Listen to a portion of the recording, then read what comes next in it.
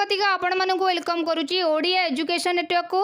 तो पिला माने आमे आज आलोचना करिबा एक दरखास्त बा आवेदन पत्र जोड़ा रही तुम अंचल हईचा रोगर निराकरण पाई स्वास्थ्य विभाग अधिकारी निकट को एक आवेदन पत्र लेख।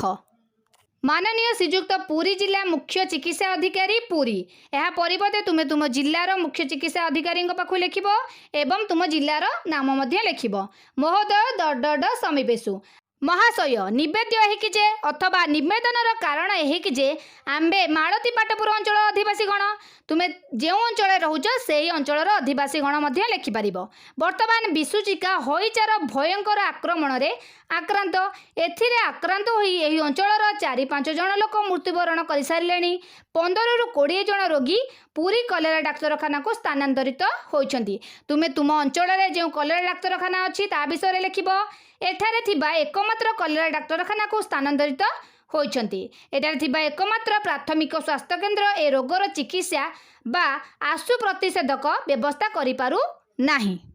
एणु विनीत अनुरोध करू कि विशुचिकार आशु निराकरण निमंते आपण यथाशीघ्र विहित पदक्षेप ग्रहण कले आंबे माने चिरप्रकृत हेबु। इति आपणकर विश्वस्त आपण आदिवासी बा ग्रामर आदिवासी बा व्यक्ति मानकर स्वाक्षर एपटे लिखिबे से नाम लिखिबे एपटे आपणकर स्थानर ना बा अंचल ना ता सहित जिलार ना सहित कौन करिबे तारीख मध्य पकाइबे।